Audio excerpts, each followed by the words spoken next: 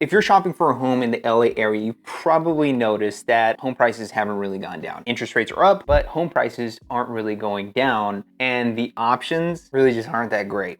There's no options out there. In this video, we're going to be going over why homes in LA aren't getting any cheaper using both national and local data. So let's dive right into it. According to the National Association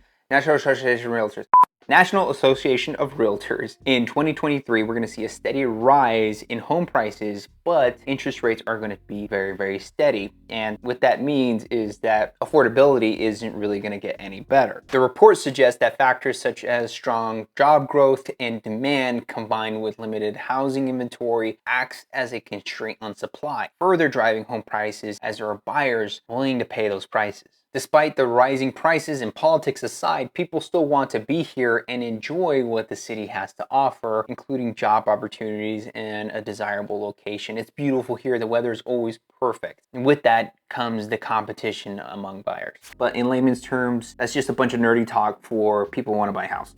So here's a question for you guys. Which markets are going to thrive during this summer, and which markets are really going to take a mega hit during this summer? Like in Lancaster, kind of sucks there. It's going to be different for every single neighborhood, so put your opinions in the comment section down below. As you can see here in this very detailed chart, there's an imbalance between the supply and demand. Demand is high, supply is really, really low. And this is a nationwide issue, and it is different for different markets. There are markets out there that have too much supply and not enough demand. So there's an imbalance. With this imbalance, there's a lot of demand for the homes that are available, and with interest rates being as high as they are, affordability is not really there. But Santa Clarita is getting a Tesla dealership, so there's good news. The spring market is here and the summer market is soon to come. And with that, it's the busiest time in real estate. So buyers are really gonna face a challenging situation. LA County is a massive county, and there are neighborhoods out here where people just refuse to buy. A lot of my clients would prefer to wait for a property to come up in the right neighborhood than to purchase something in the wrong neighborhood and regret it in the long run. And I'll be honest, I am the influence to push them for that. I'd rather them purchase the right property than the wrong property in their minds and regret it, and then it's my fault. Compromise can only go so far. So why aren't homes coming onto the market? Let's put it in perspective. Would you trade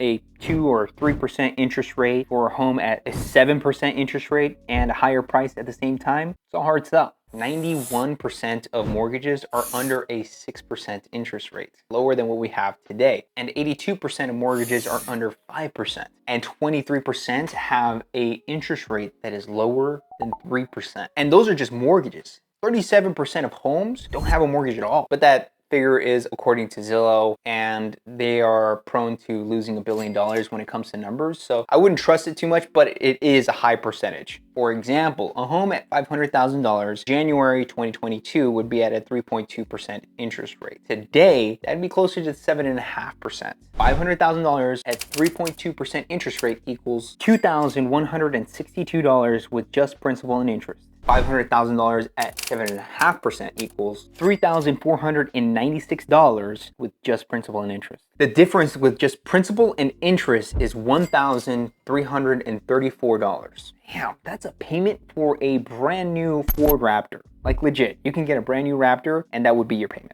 A few moments later.